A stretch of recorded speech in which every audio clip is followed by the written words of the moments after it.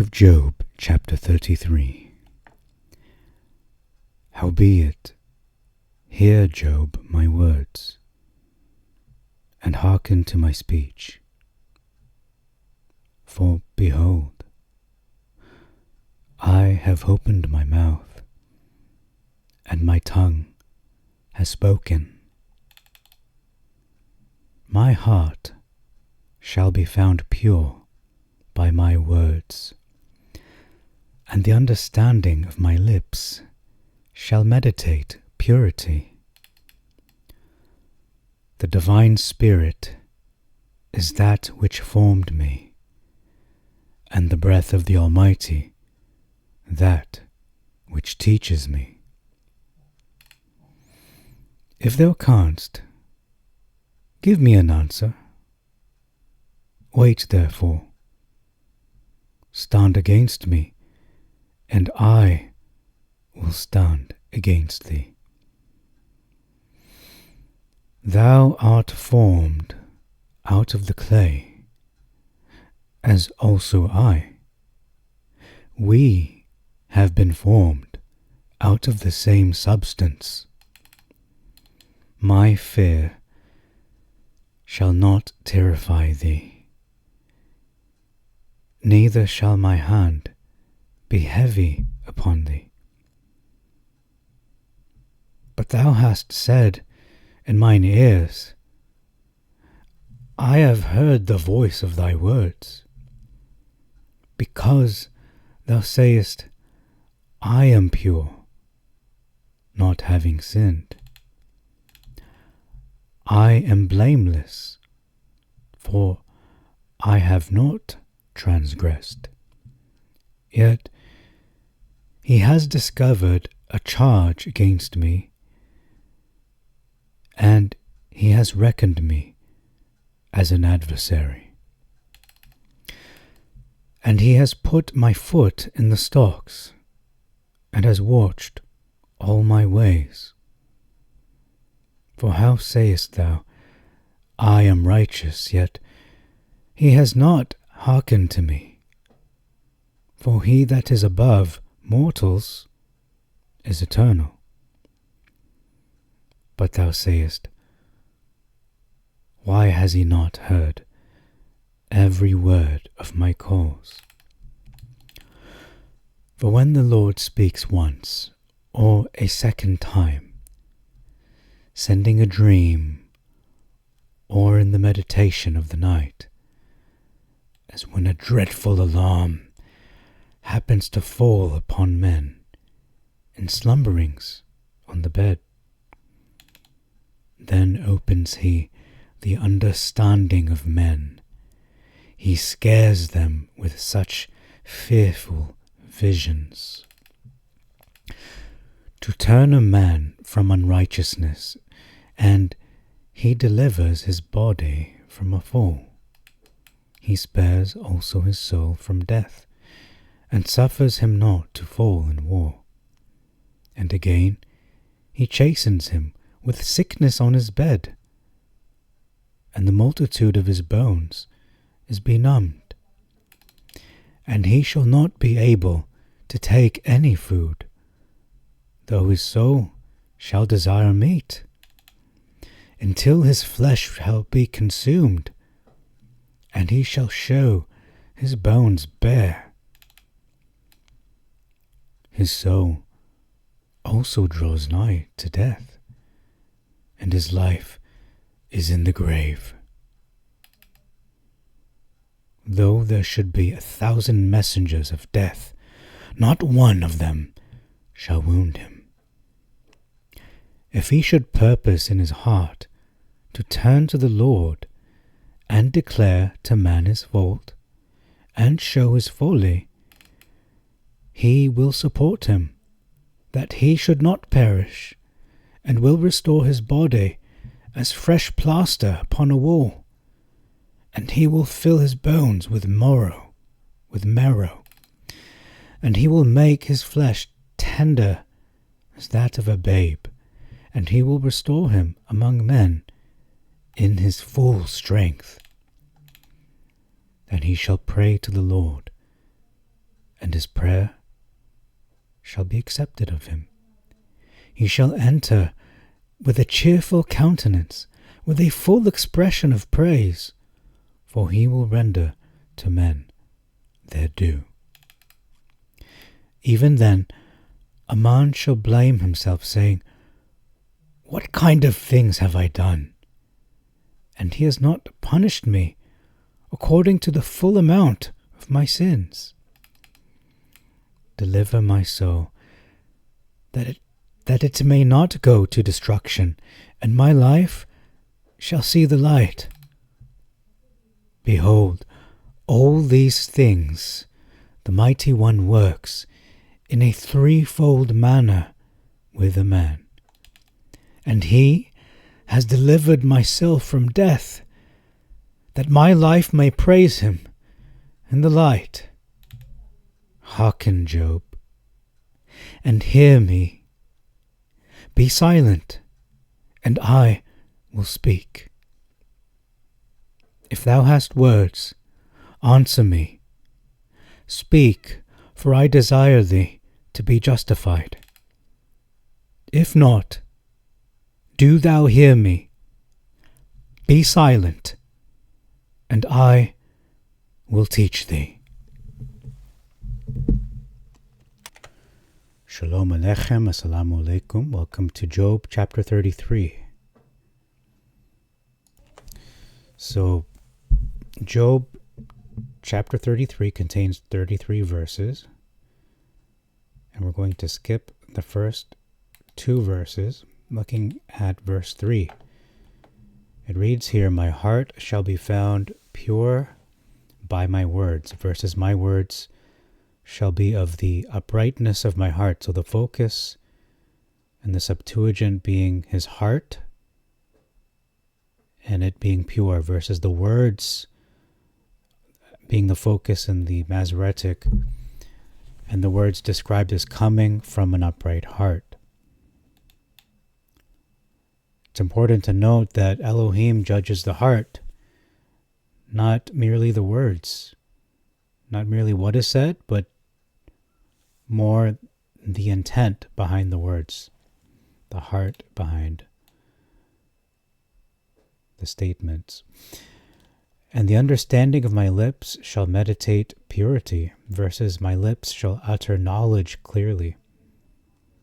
So understanding will lead him to meditate on purity, versus his lips will speak knowledge.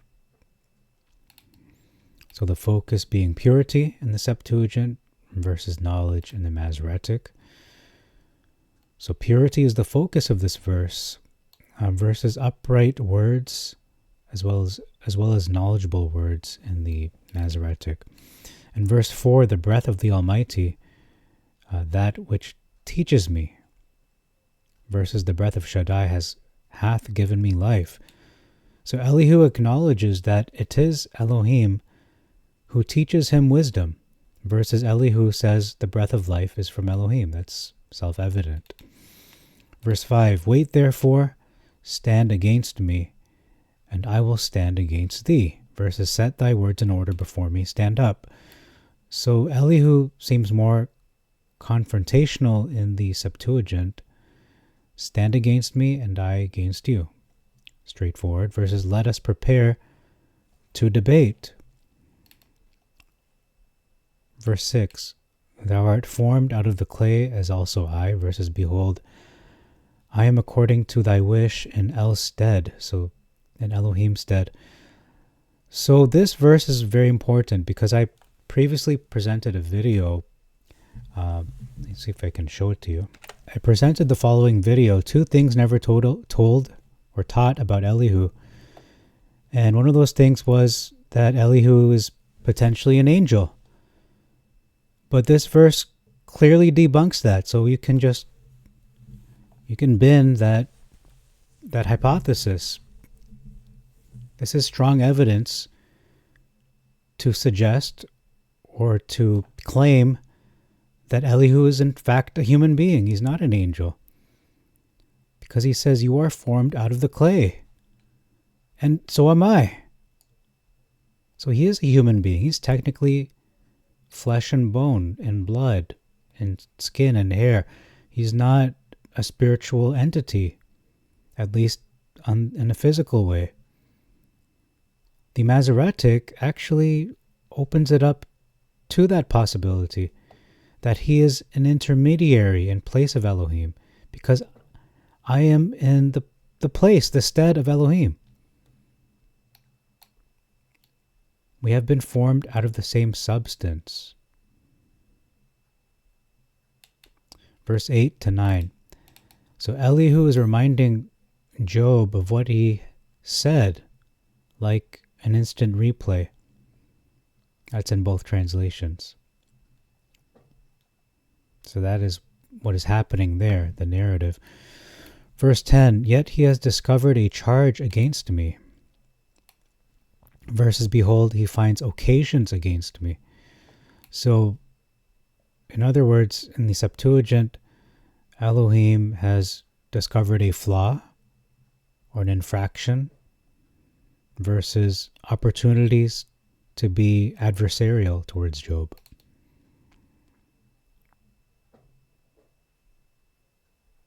Verse 12, our first significant difference, perhaps a big difference in this chapter. For how sayest thou, I am righteous, yet he has not hearkened to me? And I've been pronouncing that word wrong up to this video, so it's hearkened, not hearkened. It looks like hearkened, but it's the E is silent. So hearkened. Job, you claim to be righteous, yet you say he has not hearkened to me. Verses, behold, in this thou art not just. So Elihu is asking Job the following: how can you say that you're righteous? Or perhaps maybe he's narrating back what Job is saying, meaning this is not a question saying, Job, how can you say you're righteous, yet he has not hearkened to me?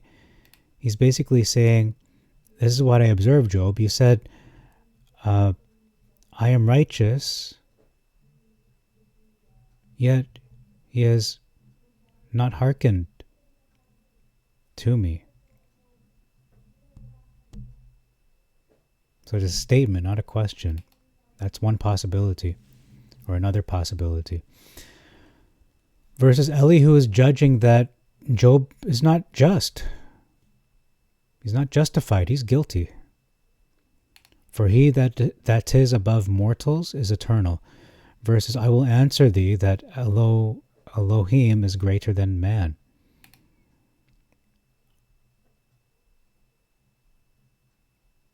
I think they're both self-evident. Elohim is eternal, versus Elohim is higher in the hierarchy than man. Verse 13, but thou sayest, why has he not heard every word of my cause? Verses, why dost thou strive against him? For he gives not account of any of his matters. Why is it doing that? Okay, that's a mistake. Sorry. Just trying to save this. National Pi Day, in any case. I did not know that. Why dost thou strive against him? For he gives not account of any of his matters. So basically, Elihu is narrating what Job has said in the Septuagint, versus in the Masoretic, Elihu is rebuking Job, saying, Elohim does not need to answer you, Job. Verse 14, significant, potentially big difference. For when the Lord speaks once or a second time, versus an addition of yet man perceives it not. Verse 15, as when a dreadful alarm happens to fall upon men, versus when deep sleep falls upon men. So what verse 15 is saying is that Elohim gives messages via dreams to warn men, to prevent their going down the wrong path. So they are initially dreadful, according to this description, but the intention is good, because its end is for the salvation of that individual. versus the Masoretic saying deep sleep happens, and it's simply describing the time of the night when REM sleep occurs. Rapid eye movement is really deep sleep. That happens at nighttime when you're slumbering on your bed. Nothing deep there. It's just, except the sleep is deep. Verse 16, significant difference. Then opens he the understanding of men, continuing this discussion of the purpose of dreams and fearful visions specifically. Verses, then he openeth the ears of men. So Elohim enables men to also understand via the dream. It's not merely a warning, it's also giving you more insight into things you probably did not understand. There's this anecdote of the mother of Isaac, I should say Jacob and Esau, who is Rebekah. And according to an extra biblical source, she determined through a dream that Esau wants to end the life of Jacob. So she told Jacob what Esau had said in his heart. It's not that she overheard Esau, because he didn't say what he said about Jacob out loud. That was in his heart. It says in the scriptures, in the Torah, Esau said in his heart. So how did Rebekah know what Esau had said? It was revealed to her via a dream. So the dream gave her understanding of something that was below the surface. Continuing on, it says, he scares them with such fearful visions, versus he seals their instruction. Why does Elohim scare men? We'll see the next verse. To turn a man from unrighteousness, and he delivers his body from a fall. Versus Elohim does this to teach them. That's the Masoretic's rationale. To teach them.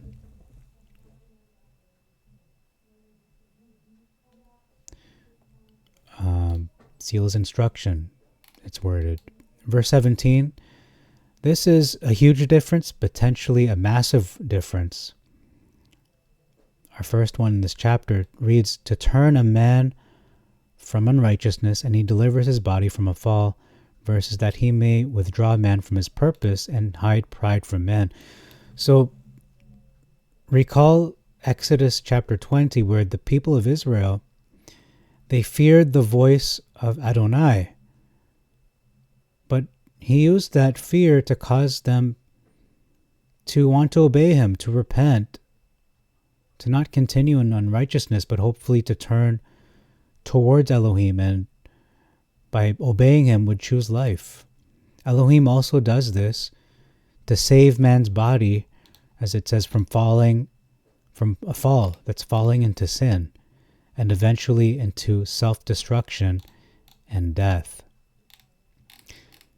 On the other hand, the Masoretic says that Elohim teaches man in order to remove man from man's purpose, which could be good or it could be evil. But the point is that this is man's self-will, his own purpose. It is not Elohim's purpose for man, but it is not mentioned that the purpose is sinful. We don't really know. So that is a wrong assumption by the commentators who try to explain away this verse, as well as removing man from pride or arrogance. That is another purpose of Elohim, according to the Masoretic. Initially, on first reading, I didn't completely understand this verse. I was thinking that Elohim is taking man away from the purpose he created him for, which doesn't make any sense. But it can read like that if you're reading it simply superficially and taking everything very literally and not understanding the intention behind the words. So that could be a very bad pitfall. That's why I say this can be a massive difference, but depending on how you're reading this verse, a huge difference. But even if you read it in a more, with more understanding, with more wisdom, it's still a huge difference, because we can see the rationale of why Elohim uses these types of dreams to cause man to obey and prevent him from going to the path of death. That's verse 17. Verse 18, he spares also his soul from death and suffers him not to fall in war. So we have death versus the pit, which can also mean destruction or the grave in Hebrew. So that seems to be more of a better translation, the Septuagint. Verse 19, sickness versus pain.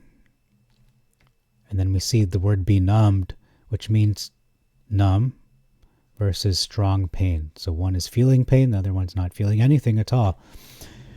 Verse 20, a significant difference, perhaps a big one. He shall not be able to take any food, though his soul shall desire meat. Verses, so that his life abhorreth bread, and his soul dainty meat. So he is unable to eat, though his desire is to eat food.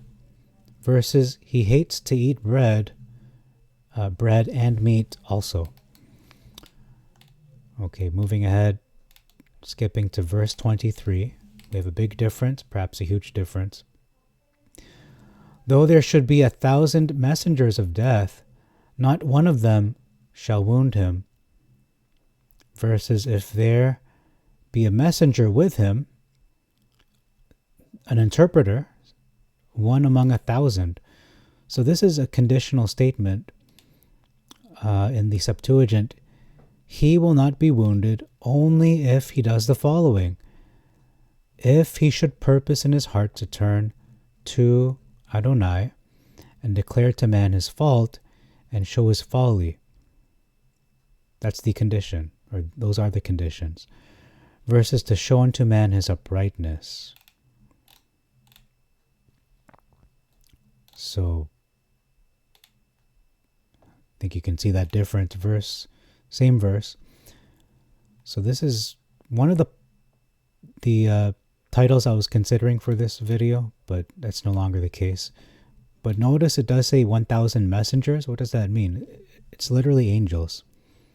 Though 1,000 messengers, angels of death, are going to attack him, not one of them will be able to wound him, because the Lord has power over all of them. Versus one good angel,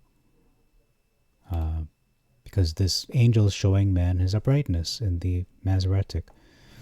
So you see the big difference. It's evil angels, one good angel.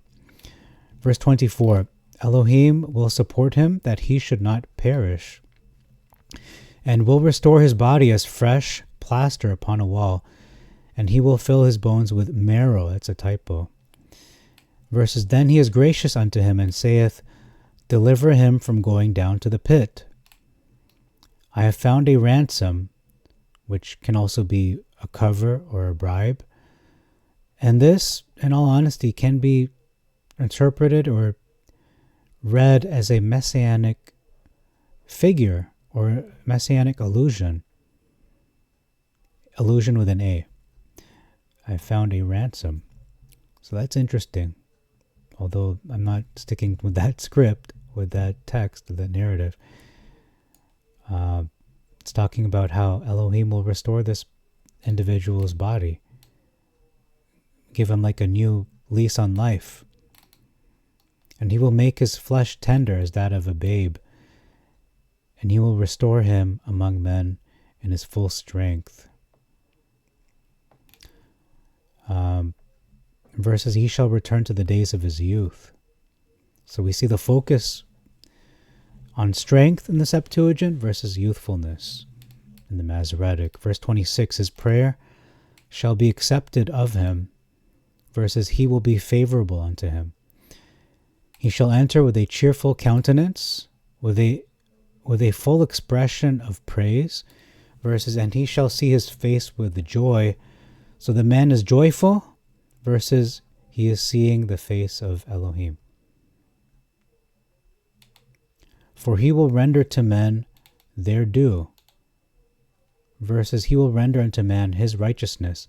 So Elohim will reward men for their works, whether good or evil, versus Elohim will reward man for his righteousness, or give man Elohim's righteousness, as some will read and interpret in the New Testament. They will say that the righteousness of Christ, of Mashiach, is imputed on believers. It reads that we become the righteousness of Elohim. That's 2 Corinthians and Romans 4. Verse 27, significant difference. Even then, a man shall blame himself, saying, what kind of things have I done? So this makes more sense as not being a question. It's better paraphrased as, the kinds of things that I have done, he has not punished me according to the full amount of my sins. That's how I would rephrase that. And then in the Masoretic it reads, he looks upon men, and if any say, I have sinned. Okay, so let's continue. In the Septuagint, he has not punished me according to the full amount of my sins, versus, and perverted that which was right, and it profited me not. So the Septuagint is outlining the great mercy of Elohim, that he should have punished me for the things that I've done to the full amount of my sins, yet he has not. He has not. Versus the Masoretic focusing on the confession of man and the realization that sin is twisted and unprofitable. And that's a true statement. Just simply does not say that in the original text. So something can be correct, yet inaccurate. So this is part of man's prayer.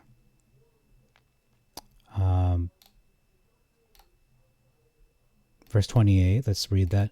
Deliver my soul, that it may not go to destruction, and my life shall see the light. Versus he will deliver his soul from going into the pit, and his life shall see the light. So the light of Elohim, perhaps. So this is part of a man's prayer in the Septuagint, versus this is what Elohim will do for man as a result of man's confession. So a narrative rather than the prayer. Verse 29, a big difference, reads that the Mighty One works in a threefold manner with a man. And that's the title of this video, the three things that leads a man to death. I believe that's the title. Versus works Elohim oftentimes with a man. So it's a cryptic saying. It needs further investigation. So what I deduced, what I've concluded, is that the Septuagint gives us warnings via dreams, number one, visions, number two, suffering through pain and afflictions. So 3 ways. And suffering through pain and afflictions. Or I should say, that's one. Warnings are one, via dreams and visions. Number 2 is suffering through pain and afflictions. And then thirdly, he gives a mediator or a messenger. In this case, this is Elihu in this capacity. So this is a threefold manner that he's working with man. Warnings through dreams and visions. Again, suffering through pain and affliction. He works with men through these 3 vehicles. And then a mediator, a messenger. And that could be also prophets, being part of that third classification. The Masoretic text reads, Elohim uses dreams and visions and even suffering to call people back to himself. So we don't get the scope of a messenger.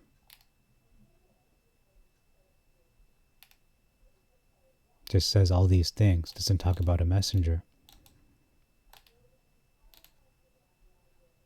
Okay, so because it doesn't outline, why do I say that? Because it doesn't say that there's a threefold manner, and it's clearly outlined in this chapter that what are those 3 methods.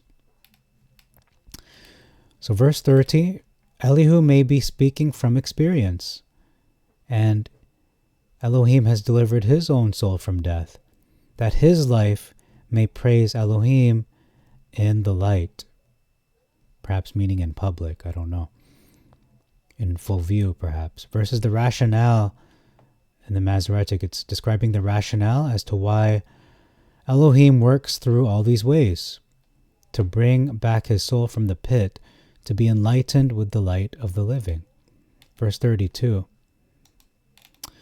For I desire thee to be justified. Versus, for I desire to justify thee. So the focus is on Job being justified versus the focus on Elihu justifying Job. And then that's it. Okay, that's all for this video. It's quite a lot to cover. I thank you very much for your time. Till next time, I bid you all Shalom Aleichem, Assalamu Alaikum, Irini Mazisu, Pax Vobiscum, peace be unto you, Shabbat Shalom, and Maranatha.